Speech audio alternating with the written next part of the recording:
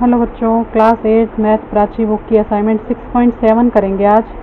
इसका question number first है बच्चों, multiple choice question. First part है x varies inversely as the square of y if x is equal to 6 when y equal to 2 then the value of x when y equal to 8 will be. तो बच्चों आपको 4 option इसमें दिए गए हैं question में। तो बच्चों इस क्वेश्चन में कह रहे हैं कि एक्स वेरी करता है इनवर्सली स्क्वायर ऑफ वाई के, ठीक है, स्क्वायर ऑफ वाई के करता है। और बच्चों क्वेश्चन में वाई की 2 वैल्यू दी हैं और एक्स की 1 वैल्यू, और आपको एक्स की 1 वैल्यू और फाइंड करनी है, ठीक है। तो स्टार्ट करते हैं अपना क्वेश्चन। अब बच्चों ध्यान से देखना मैं किस तरह से लिख रही हूँ। लिखना है एक्स इनवर्सली, ये इन्वर्स का साइन है, ठीक है, इन्वर्स का साइन होता है ये इस तरह से। इन्वर्स करता है तो इन्वर्स यानी कि 1/y की पावर 2, क्योंकि स्क्वायर बोला है इन्होंने, ठीक है ना, स्क्वायर बोला है इसलिए y 1/y की पावर 2 इस तरह से लिखेंगे। ओके, x इन्वर्सली प्रोपोर्शन में है द स्क्वायर ऑफ y।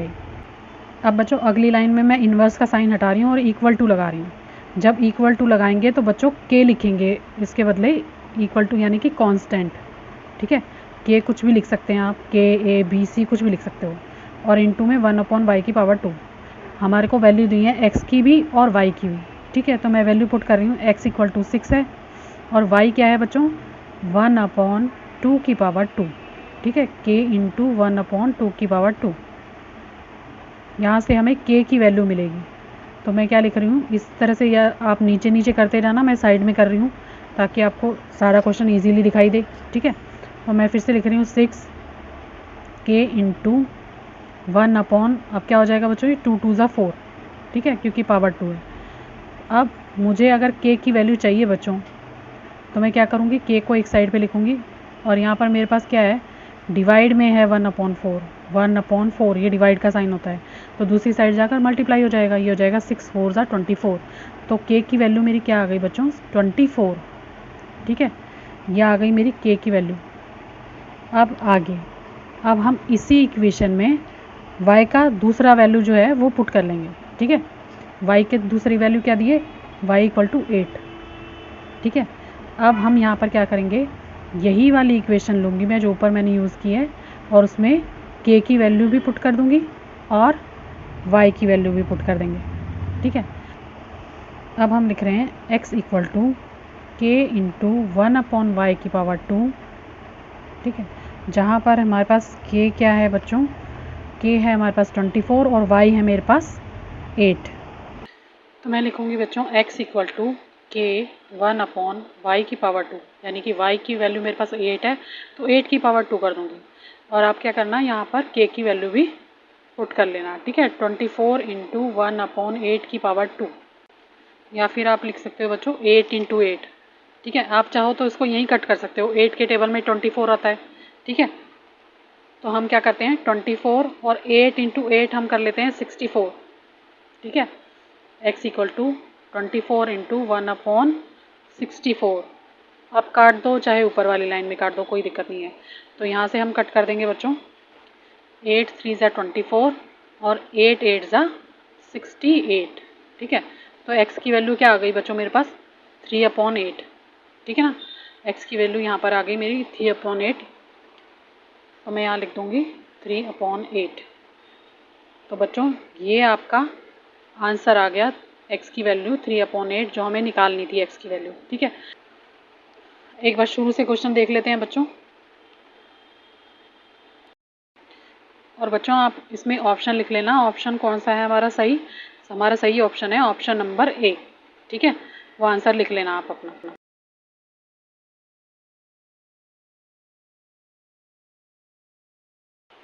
बच्चों इसका सेकंड पार्ट है 8 cows can graze a field in 28 days, how long would 14 cows take to graze the same field.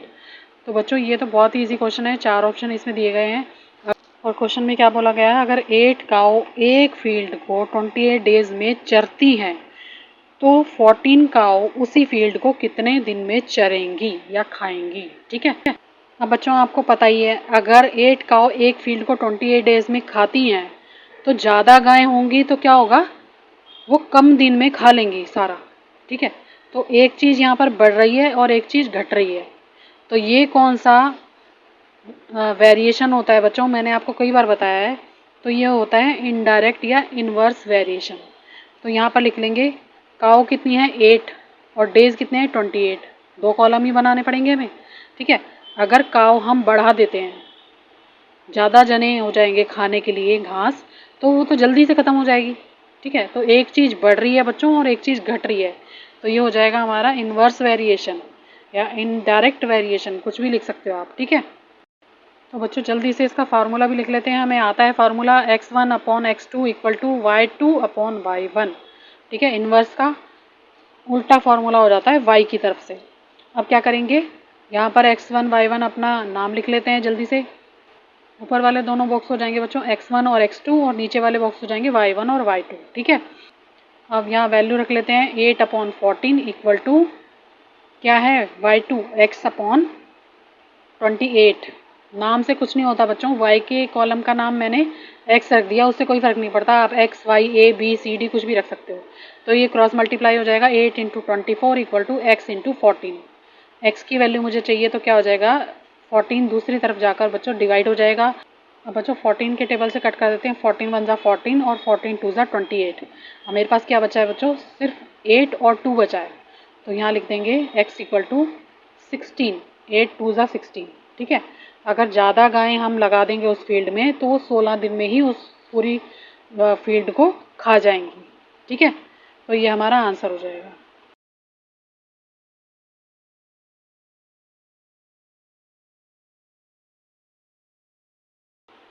Question number 2 है बच्चों, if x varies inversely as y then fill in the blanks. बच्चों यहाँ पर आपको कुछ parts दिए हैं second question के, बॉक्स बना के दिए हैं जिसमें x और y की वैल्यू दी हुई है, ठीक है। बहुत ही ईजी है, पहले ही बॉक्स बना के दिया हुआ है, सिर्फ हमें वैल्यू फाइंड करनी है, ठीक है। तो कर लेते हैं, एक एक करके पार्ट करेंगे इसका। पहले फर्स्ट पार्ट कर रही हूँ सेकंड क्वेश्चन का। तो यहाँ पर बॉक्स बना हुआ है बच्चों, देखो क्या लिखा हुआ है, x की वैल्यू दी गई है और y की वैल्यू दी गई है, जिसमें से x की एक वैल्यू हमें फाइंड करनी है। तो बच्चों सबसे पहले तो इन्होंने खुद लिखा है इनवर्सली, यानी कि इनवर्स वेरिएशन है या फिर इनडायरेक्ट वेरिएशन भी कह सकते हो, ठीक है। ये इनडायरेक्ट वेरिएशन है, ये भी बना हुआ है बच्चों, सही कर लेना। अब यहाँ पर इनवर्स वेरिएशन का आपको फॉर्मूला मालूम है, x1 upon x2 equal to y2 upon y1। पूरा बॉक्स हमें बना के दिया हुआ है, x1 ये है, x2 ये है, यहाँ पर नीचे वाला y1 और ये y2 हो जाएगा, ठीक है। बस अपना वैल्यू पुट कर लो इसमें फॉर्मूले में, ये हो जाएगा बच्चों हमारे पास।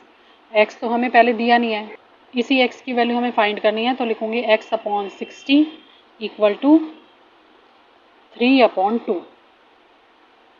तो बच्चों हम लिख लेंगे, क्रॉस मल्टीप्लाई करेंगे, 2 into x equal to 60 into 3। तो बच्चों अगर मुझे x की वैल्यू चाहिए तो मैं क्या लिखूंगी, x equal to 60 into 3 upon में 2, यहाँ कट जाएगा 2 1 ज़ा 2, 2 3 ज़ा 6 और 0 आ जाएगा यहाँ पर, ठीक है। 30 बचेगा और इंटू 3, तो यहाँ पर आ जाएगा मेरे पास 30 इंटू 3 इक्वल टू क्या आ जाएगी x की वैल्यू, 3 3 ज़ा 9 और 0 है उसके साथ, तो 90 आ जाएगी, ठीक है। तो यहाँ पर ब्लैंक जो हमारे लिए छोड़ा हुआ है इन्होंने बॉक्स में, यहाँ पर इसकी वैल्यू 90 आ जाएगी, ये हमारा आंसर हो जाएगा, ठीक है। बहुत ही ईजी क्वेश्चन है बच्चों, इसके 4 पार्ट हैं, हम फटाफट से कर लेते हैं सेकंड पार्ट। अब मैं जल्दी से टेबल बना देता। तो बच्चों ये इनडायरेक्ट वेरिएशन के क्वेश्चन है, ये तो आपको पता ही है, क्वेश्चन में खुद ही लिखा हुआ है। तो इसका फार्मूला लगाएंगे, इसका फार्मूला होता है x1 अपॉन में x2 equal to y2 upon में y1, ठीक है। वैल्यू हमारे पास हैं, लिख लो यहाँ पर x1 x2 y1 y2, okay. तो मैं वैल्यू पुट कर लेती हूँ बच्चों, यहाँ हो जाएगा 12 अपॉन में 8 इक्वल टू y अपॉन में 48। बच्चों y2 लिखो या खाली y लिखो, हमें सिर्फ वैल्यू से मतलब है, ठीक है। आपको जो ठीक लगे वो लिखो, y लिखो, a लिखो, b लिखो, कुछ भी इसका नाम आप रख सकते हो। तो मैं लिख दूंगी, क्रॉस मल्टीप्लाई करेंगे, 12 into 48 equal to 8 into y. तो बच्चों अगर मुझे y की वैल्यू चाहिए तो y को एक साइड पर रखूँगी और 8 को डिवाइड कर दूँगी 12 इंटू 48 अपॉन में 8, कट जाएगा 8 वन ज़ा 8 और 8 6 ज़ा 48। ठीक है, अब हमारे पास बचा है बच्चों 12 इंटू 6। ठीक है, 12 6 ज़ा होता है बच्चों 72, तो मेरी y की वैल्यू आ जाएगी यहाँ पर 72 और ये हमारा आंसर हो जाएगा। इसके चारों पार्ट्स बहुत ईजी हैं। अब हम इसका थर्ड पार्ट कर लेते हैं बच्चों। एक बार देख लो आप किस तरह से क्वेश्चन किया है। तो बच्चों बॉक्स तो बुक में ही बना हुआ दिया हुआ है आपको, तो हमें यहाँ पर x2 की वैल्यू फाइंड करनी है और ये क्या है, इनडायरेक्ट वेरिएशन का क्वेश्चन है। इसका फार्मूला मैं लगा लेती हूँ, x1 अपॉन में x2 equal to y2 upon में y1। ठीक है, अब हमारे पास x1 और x2 ये है, y1 और y2 ये है। ठीक है, अब बार बार आपको बताने की ज़रूरत नहीं है, अब तो आपको पता चल गया होगा। तो मैं लिख दूँगी 40 अपॉन x और 80 अपॉन 50। क्रॉस मल्टीप्लाई करेंगे बच्चों तो क्या आ जाएगा यहाँ पर 40 into 50 equal to 80 into x. अब मुझे x की वैल्यू चाहिए तो एक साइड पे रखूँगी x को, 40 इंटू 50 अपॉन में कर दूँगी बच्चों 80। 0 से 0 कट गई, 4 वन ज़ा 4, 4 टू ज़ा 8, 2 वन ज़ा 2, 2 टू ज़ा 4 और 2 5 ज़ा 10। तो यहाँ पर मेरे पास बचा है सिर्फ 25। तो x की वैल्यू मेरी आ जाएगी 25। ये हमारा आंसर हो जाएगा। ठीक है, फोर्थ पार्ट है इसका। तो बच्चों ये फोर्थ पार्ट की टेबल है, बुक में आपको टेबल दी गई है और ये इनडायरेक्ट वेरिएशन का क्वेश्चन है। तो बच्चों फार्मूला लगेगा x1 अपॉन में x2 equal to y2 upon में y1। ठीक है, अब कर लो, ये x1 है और यहाँ पर x2 हमें निकालना है। तो बच्चों फार्मूला हमने लिख दिया है, वैल्यू पुट कर देते हैं, 1 अपॉन x हो जाएगा और फिर हो जाएगा 6 अपॉन 24। तो बच्चों हम यहाँ पे इसको पहले ही कट कर लेते हैं, 6 वन ज़ा 6 और 6 4 ज़ा 24 होता है। तो मेरे पास क्या बचा 1 अपॉन 4। तो बच्चों हमारे पास बचा है 1 upon x equal to 1 upon 4। Cross multiply करेंगे तो x वन ज़ा x और यहाँ हो जाएगा 4 वन ज़ा 4। तो x की वैल्यू मेरी क्या आ जाएगी बच्चों 4 आ जाएगी। ये हमारा आंसर है। ओके, क्वेश्चन नंबर 3 है बच्चों, x varies inversely as y and x equal to 30 when y equal to 400, find y when x equal to 600। ठीक है, तो बच्चों आपको पता है इन्वर्स वेरिएशन का क्वेश्चन है ये, इन्होंने खुद ही लिख के दिया है और x की वैल्यू दी है और y की वैल्यू दी है।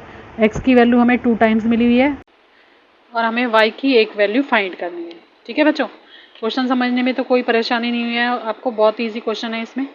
तो मैं फटाफट से टेबल बना लेती हूँ, x की और y की वैल्यू इसमें पुट कर देती हूँ। एक जगह x की वैल्यू है 30 और एक जगह हमें 600 वैल्यू दी है। ठीक है, और y की वैल्यू है 400। देखो इस तरह से टेबल हमें बनाना है। ठीक है, y की और x की वैल्यू तो आप पुट कर सकते हो टेबल में, डायरेक्ट इनके नाम x y ही दिए हुए हैं।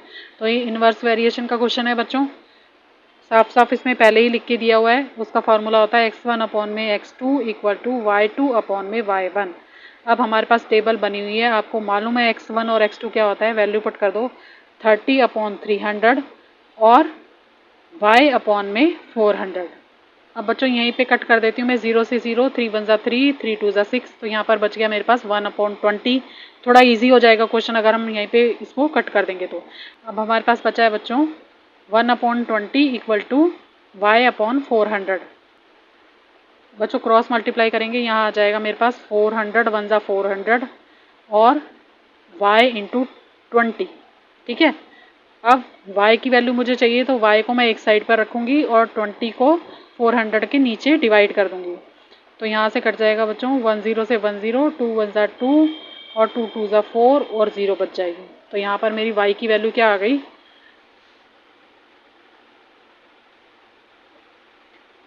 यहाँ पर बच्चों y की वैल्यू आ गई है हमारे पास 20।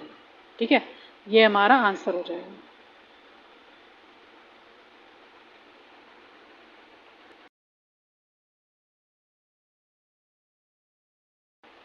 अच्छा, क्वेश्चन नंबर 4 है, x varies inversely as y and y equal to 60 when x equal to 1.5, find x when y equal to 4.5। तो बच्चों x और y की वैल्यू दी है, इन्वर्स वेरिएशन खुद बताया क्वेश्चन में, तो इसको कर लेते हैं। थोड़ा ब्लर आ रहा है आपकी बुक में, आपको साफ क्वेश्चन दिखाई दे रहा होगा, आप अपनी बुक में से देख लेना। तो मैं टेबल बना लेती हूँ यहाँ पर। तो बच्चों यहाँ पर मैंने x और y का टेबल बना लिया। x है 1.5 तो y हमारे पास है 60 और दूसरी जगह x की वैल्यू हमें फाइंड करनी है और y की वैल्यू दे रखी है 4.5 और ये इन्वर्स वेरिएशन का क्वेश्चन है।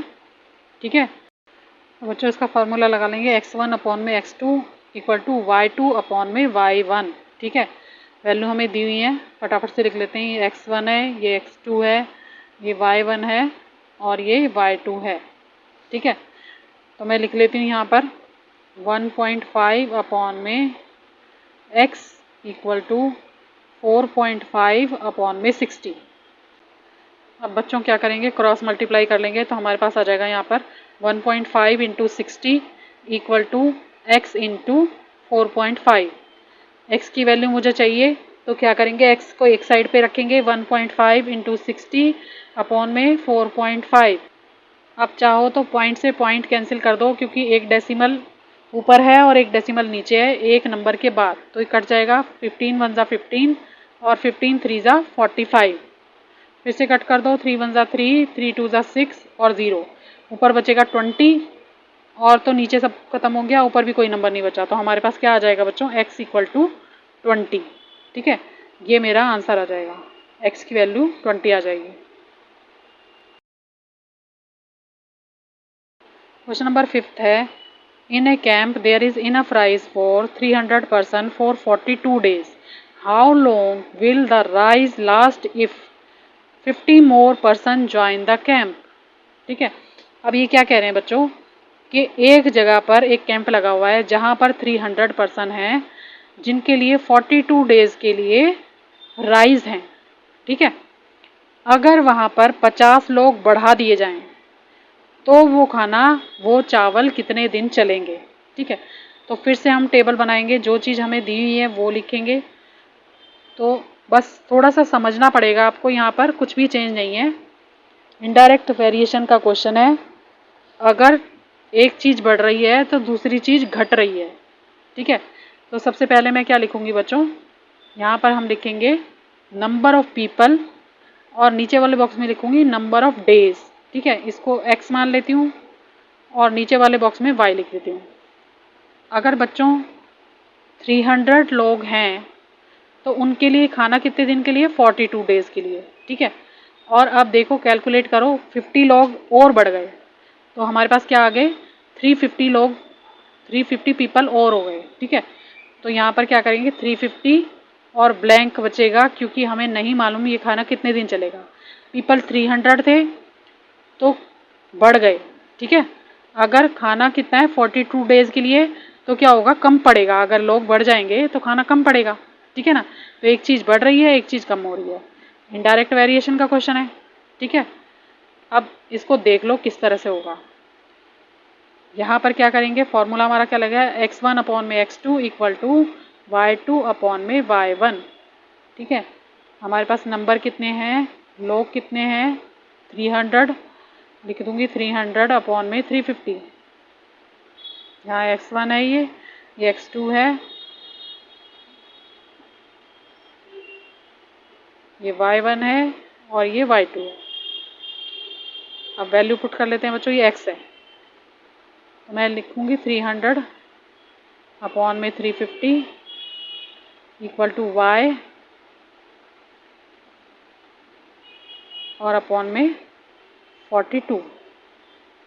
क्रॉस मल्टीप्लाई कर दो बच्चों, y2 लिखो या y लिखो, इससे कोई फर्क नहीं पड़ता, हमें वैल्यू निकालनी है बस। क्रॉस मल्टीप्लाई करेंगे, 300 इंटू 42 इक्वल टू 350 इंटू में y। ठीक है, y की वैल्यू मुझे चाहिए, आप y लिख सकते हो, y2 लिख सकते हो, कुछ भी लिख सकते हो। ठीक है, y की वैल्यू मुझे फाइंड करनी है बच्चों, तो क्या हो जाएगा, यहाँ जाकर 350 डिवाइड हो जाएगा, 300 इंटू 42 अपॉन में 350, 0 से 0 कट हो गया, 5 के टेबल पे कट हो जाएगा, ये 5 6 ज़ा 30, 5 7 ज़ा 35, फिर कट जाएगा बच्चों 7 के टेबल पे 42 आता है, 7 1 ज़ा 7 और 7 6 ज़ा 42। ठीक है, अब मेरे पास क्या बचा है बच्चों, 6 और 6, तो 6 6 ज़ा होता है 36। ठीक है, तो y की वैल्यू मेरी क्या आ गई, y इक्वल टू आ गया है 36। ठीक है, 6 6 ज़ा 36, इसका मतलब ये है कि अब वो चावल जो हैं वो 36 डेज के लिए ही चलेंगे। ठीक है, तो ये हमारा आंसर हो जाएगा, बहुत ही ईजी क्वेश्चन है। तो बच्चों क्वेश्चन नंबर 6 है 120 man had food provision for 200 days. After 5 days 30 man left that place. How long will the remaining food last. तो बच्चों यहाँ पर क्या कहा जा रहा है कि 120 पीपल के लिए खाना था 200 डेज के लिए, लेकिन 5 दिन बाद 30 मैन वहाँ से चले गए, वो प्लेस छोड़ के चले गए। अब जो खाना है वो कितने दिन के लिए है, ठीक है, बचा हुआ खाना कितने दिन के लिए, जब वहाँ से 5 लोग चले गए तो अब कितने दिन के लिए खाना है। तो सबसे पहले बच्चों हम टेबल बनाएंगे। टेबल में हमें क्या क्या कॉलम बनाना है, एक मैन के लिए बनाना है और एक किसके लिए बनाना है, डेज के लिए बनाना है, ठीक है। और कैलकुलेशन क्या करनी है बच्चों, यहाँ पर आपको ब्लर दिख रहा होगा, अभी दिखाई दे जाएगा। तो बच्चों हमारे पास खाना था 200 डेज के लिए, ठीक है। अब 5 दिन तो जो लोग थे वो खाकर चले गए, ठीक है, तो हम 5 दिन उसमें से लेस कर देंगे। तो हमारे पास कितने दिन बच गए बच्चों, 195, ठीक है। हमारे पास क्या है, 120 आदमी यानी कि 120 मैन है जिनके लिए अब 195 डेज का खाना है, ठीक है। अब यहाँ पर देखो फिर से, अब यहाँ पर 30 लोग चले गए। तो बच्चों मैं यहाँ पर लिखूंगी मैन इक्वल टू 120 और जितने चले गए कितने लेफ्ट हो गए, 30 लेफ्ट हो गए। तो मैं यहाँ लिख दूंगी लेफ्ट कितने हुए 30, तो इसमें से माइनस कर लेंगे 120 मैन में से 30 अगर चले गए तो हमारे पास कितने लोग बचे, 90, ठीक है। अब हम क्या करेंगे, दूसरे कॉलम में लिखेंगे, दूसरे वाले बॉक्स में पहले 120 थे, अब कितने हो गए, 90 हो गए। तो हम मैन वाले कॉलम में लिख देंगे 90 और यहाँ पर हमें नहीं पता अब कितने दिन का खाना है, ठीक है। पहले तो कितने दिन का खाना था, 200 डेज का खाना था, 5 दिन का वो खाकर चले गए, तो हमारे पास कितने दिन बचे, 195, ठीक है बच्चों। तो क्या है, आदमी अगर घट रहे हैं, आदमी अगर घट रहे हैं, डिक्रीज हो रही है उनके नंबर, तो क्या हो जाएगा बच्चों, खाना बढ़ जाएगा, खाना जो है वो ज़्यादा दिन तक चलेगा। तो ये कौन सा क्वेश्चन है, इनडायरेक्ट वेरिएशन का क्वेश्चन है। इसका फार्मूला क्या लगाएंगे बच्चों, x1 अपॉन में x2 equal to y2 upon में y1। क्यों, अब बच्चों टेबल हमारे पास बना हुआ है, हम वैल्यू पुट कर लेंगे। यहाँ लिखूंगी मैं x1 x2 हो जाएगा ये, ठीक है, आपको पहचानना आ गया होगा अब। तो x1 यहाँ मैं लिख देती हूँ, ये x है ये y है, यहाँ पर x1 लिखूंगी, यहाँ पर x2 लिखूंगी, ये y1 हो जाएगा, ये y2 हो जाएगा, ठीक है। अब लिख लेते हैं अपनी वैल्यू। तो मैं लिखूंगी 120 अपॉन में 90 इक्वल टू y अपॉन में 195, ठीक है। फिर करेंगे क्रॉस मल्टीप्लाई, तो यहाँ आ जाएगा बच्चों 120 इंटू में 195 इक्वल टू 90 इंटू y की वैल्यू मुझे चाहिए, तो यहाँ आ जाएगा 120 इंटू 195 अपॉन में 90, ठीक है, कट जाएगा, यहाँ चला जाएगा बच्चों 3 के टेबल पे काट दो इसको, 3 3 ज़ा 9, 3 4 ज़ा 12, ठीक है। फिर से कट जाएगा बच्चों 3 1 ज़ा 3 और यहाँ जाएगा 3 6 ज़ा 18 और 3 5 ज़ा 15, ठीक है। तो मेरे पास क्या बचा बच्चों, ऊपर बचा है 65 इंटू में 4।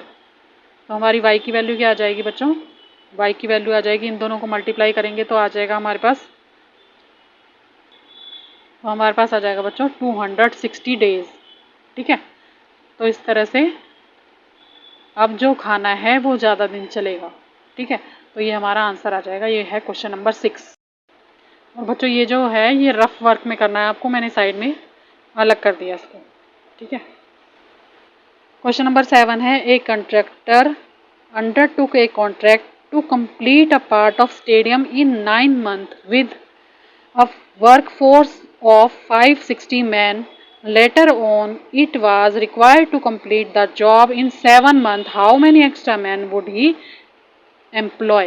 अब बच्चों ये क्या कह रहा है, एक कंस्ट्रक्शन का काम चल रहा है जहाँ पर 9 महीने के लिए, 9 मंथ के लिए 560 लोग काम कर रहे हैं।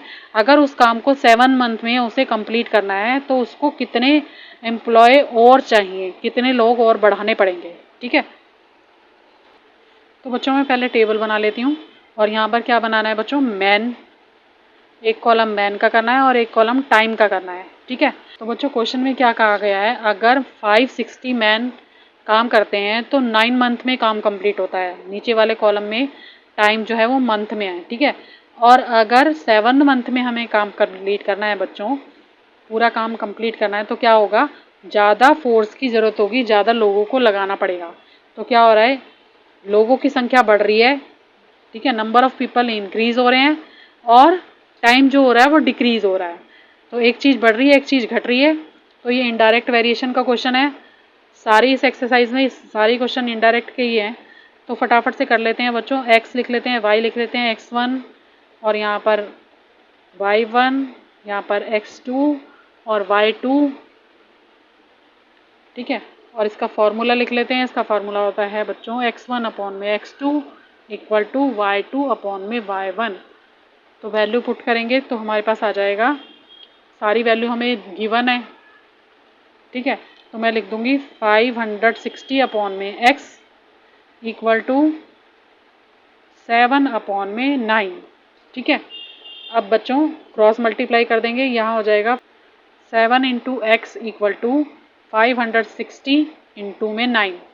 x की वैल्यू मुझे चाहिए, मैं x को इसी साइड रखूँगी और 7 को दूसरी साइड पहुँचा दूँगी और डिवाइड कर दूँगी। तो हो जाएगा 560 इंटू 9 अपॉन में 7। काट दो बच्चों, 7 1 जा 7, 7 8 जा 56 होता है और एक 0 बच जाएगा।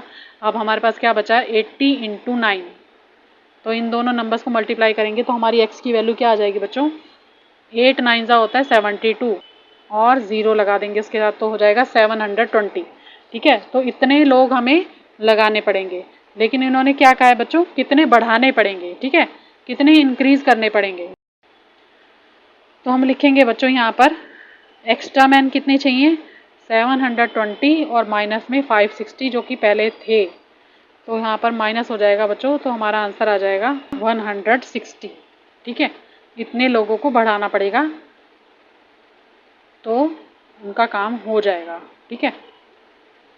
तो ये है आपका क्वेश्चन नंबर 7। तो बच्चों क्वेश्चन नंबर 8 है, N auto rickshaw takes 2 hours to cover a distance of 24 kilometers. If its speed is increased by 4 kilometers per hour, how long will it take to cover the same distance? तो बच्चों ये क्या कह रहा है, एक auto rickshaw जो है वो 2 घंटे में 2 आवर्स में 24 किलोमीटर का डिस्टेंस कवर करता है, ठीक है। लेकिन दूसरी लाइन में इन्होंने क्या कहा है, उसकी स्पीड बताई है। स्पीड क्या होती है, किलोमीटर पर आवर।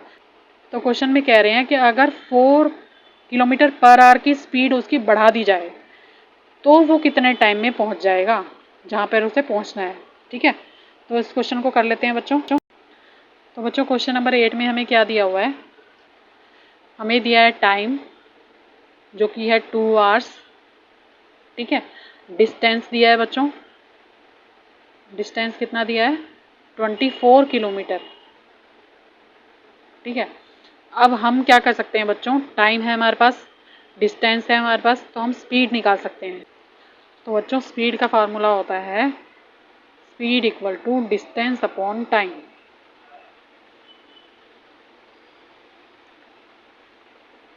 ठीक है। तो हमें दोनों चीज़ दी हुई है क्वेश्चन में, तो मैं लिख दूंगी 24 अपॉन 2, ये कट हो जाएगा, 2 1 जा 2, 2 1 जा 2, 2 2 जा 4। इसका मतलब हमारी स्पीड कितनी आ गई बच्चों, ये आ गई है 12 किलोमीटर पर आवर। तो हम अपना टेबल बना लेते हैं बच्चों। अब हमारे पास क्या है, स्पीड है किलोमीटर पर आवर और हमारे पास टाइम है बच्चों, ठीक है, इन आवर, इन आवर्स में टाइम है, ठीक है, घंटों में टाइम दिया है। अब बच्चों टेबल में क्या लिखेंगे, 12 किलोमीटर पर आवर की स्पीड से अगर कोई ऑटो रिक्शा चलता है तो वो कितने देर में पहुंचा देता है, 2 घंटे में, ठीक है, यही बोला था ना इन्होंने। और फिर क्वेश्चन में बोला है अगर 4 किलोमीटर पर आवर उसकी स्पीड बढ़ जाती है, speed is increase 4 kilometre per hour, ठीक है। अब हम इसकी स्पीड और इंक्रीज करते हैं 4 किलोमीटर पर आवर। तो क्या करेंगे बच्चों, 12 किलोमीटर तो थी, 12 में 4 और ऐड कर लेंगे, ठीक है। तो 4 ऐड करेंगे तो क्या आ जाएगा बच्चों, यहाँ पर आ जाएगा 16, ठीक है। 12 में 4 ऐड करेंगे तो 16 आ जाएगा। तो मैं यहाँ लिखूँगी 16 किलोमीटर पर आवर की स्पीड अगर उसकी होगी तो टाइम उसे कितना लगेगा। अब हमारे पास फार्मूला बन गया है, ये एक्स है, ये वाई है, x1 और y1, x2 और y2, ठीक है। और ये क्या है बच्चों, इन्वर्स वेरिएशन का। जब भी स्पीड टाइम इस तरह से होगा तो क्या होगा, इन्वर्स वेरिएशन का ही क्वेश्चन होगा, क्योंकि स्पीड बढ़ाएंगे तो टाइम हमारा कम ही लगेगा। तो क्या हो रहा है, स्पीड बढ़ा रहे हैं, टाइम क्या होगा, कम लगेगा, ठीक है। तो चलो फिर कर लेते हैं। इसका फार्मूला क्या होता है बच्चों, इन्वर्स वेरिएशन का क्वेश्चन है ये। तो बच्चों फार्मूला होगा x1 अपॉन में x2 equal to y2 upon में y1। तो वैल्यू पुट कर देंगे, यहाँ पर क्या आ जाएगी बच्चों, तो यहाँ आ जाएगा बच्चों 12 upon 16 equal to y upon 2, ठीक है। क्रॉस मल्टीप्लाई कर देते हैं, यहाँ हो जाएगा 12 इंटू 2, मैं यही लिख रही हूँ सामने ही, 12 इंटू 2 और इक्वल टू 16 इंटू वाई। अब मुझे y की वैल्यू चाहिए बच्चों, y को मैं यहीं रखूँगी और 16 को डिवाइड कर दूँगी 12 इंटू 2 अपॉन में 16, कट जाएगा, 2 1 ज़ा 2, 2 8 ज़ा 16, फिर कटेगा बच्चों 4 2 ज़ा 8 और 4 3 ज़ा 12। अब हमारे पास क्या बच गया, y की वैल्यू बची है y इक्वल टू 3 अपॉन 2, ठीक है। जब बच्चों इसको डिवाइड करोगे आप, इसको डिवाइड कर लेते हैं, यहाँ पर 3 और 2 से डिवाइड कर लेते हैं, 2 1 ज़ा 2, 1 बचेगा, ठीक है। पॉइंट लगाऊंगी तो 0 लगा सकते हैं हम, तो ये 5 पे चला जाएगा, 2 5 ज़ा 10, तो आ गया मेरे पास 1.5, ठीक है। तो y की वैल्यू क्या आ जाएगी बच्चों, 1.5 आवर्स, ठीक है। पहले वो ऑटो रिक्शा 2 घंटे में पहुंचाता था, हमने स्पीड बढ़ा दी बच्चों, तो कितना टाइम लगा, 1.5, यानी कि 1.5 घंटा उसको पहुंचने में लगा। तो ये हमारा आंसर हो जाएगा।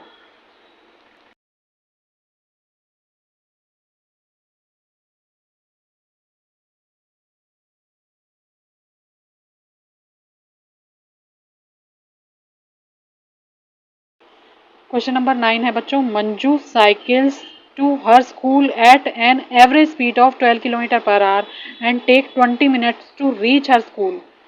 If she wants to reach her school in 15 minute, what should be her average speed. अब बच्चों जो मंजू है वो साइकिल पे जाती है अपने स्कूल, और वो उसकी स्पीड होती है 12 किलोमीटर पर आवर, और वो 20 मिनट में पहुंच जाती है, ठीक है। अगर उसे 15 मिनट में पहुंचना हो तो वो क्या करेगी, अपनी स्पीड को कितनी बढ़ाएगी, ठीक है। तो उसको अपनी एवरेज स्पीड कितनी इंक्रीज करनी पड़ेगी, ये बताएंगे क्वेश्चन। तो बच्चों टेबल बना लेते हैं, हमारे पास क्या क्या दिया है, स्पीड दी है किलोमीटर पर आवर में और टाइम दिया है मिनट में, ठीक है। अब लिखेंगे बच्चों, अगर वो साइकिल चलाती है 12 किलोमीटर पर आवर की स्पीड से, तो पहुंच जाती है बच्चों 20 मिनट में, ठीक है। और वो अगर 15 मिनट में पहुंच चाहती है तो उसको क्या करना पड़ेगा, अपनी स्पीड बढ़ानी पड़ेगी, ठीक है। टाइम हमारा यहाँ पर कम हो रहा है, ओके, और स्पीड हमारी जो है वो बढ़ेगी, तभी तो टाइम कम लगेगा। तो ये क्या है, इनडायरेक्ट वेरिएशन का क्वेश्चन है बच्चों, ठीक है। तो फिर कर लेते हैं इसको फटाफट से। तो बच्चों हमारा फार्मूला है x1 अपॉन में x2 और y2 अपॉन में y1। यहाँ पर देखो, ये हमारा x है, ये हमारा y है, ये है हमारा x1, ये x2 हमें निकालना है, ये y1 और ये y2, ठीक है। अब लिख लेती हूँ यहाँ पर वैल्यू इसकी, यहाँ पर आ जाएगा 12 अपॉन में x, मैं x2 की जगह x ही लिख रही हूँ, और इक्वल टू y2 हमारा क्या है, 15 है, अपॉन में 20। अब कर लेते हैं बच्चों क्रॉस मल्टीप्लाई, तो यहाँ मेरे पास आ जाएगा 12 into 20 equal to 15 into x, ठीक है। x की वैल्यू को हमें निकालना है, तो क्या करेंगे, 12 इंटू 20 अपॉन में 15, 15 डिवाइड हो जाएगा, काट दो बच्चों, 3 4 ज़ा 12, 3 5 ज़ा 15, 5 1 ज़ा 5 और 5 4 ज़ा 20, ठीक है। तो यहाँ बचा 4 इंटू 4, मेरे पास क्या बचा है, 4 इंटू 4, और ये मेरी क्या होगी बच्चों, x की वैल्यू हो जाएगी, ठीक है। तो 4 4 जो होता है 16, तो यहाँ हमारा आंसर आ जाएगा, x की वैल्यू क्या आ गई, x equal to 16 kilometre per hour, ठीक है। ये हमारा आंसर हो जाएगा, क्योंकि बच्चों हमें क्या करना था, स्पीड बढ़ानी थी। तो हमारी पहले कितनी स्पीड थी, 12 किलोमीटर पर आवर, और फिर हमारी स्पीड क्या हो गई, 16 किलोमीटर पर आवर। तो ये हमारा आंसर है बच्चों। तो ये थी बच्चों असाइनमेंट 6.7। अगर आपको मेरा वीडियो अच्छा लगे बच्चों तो प्लीज़ मेरे चैनल को लाइक करना, सब्सक्राइब करना। Thank you.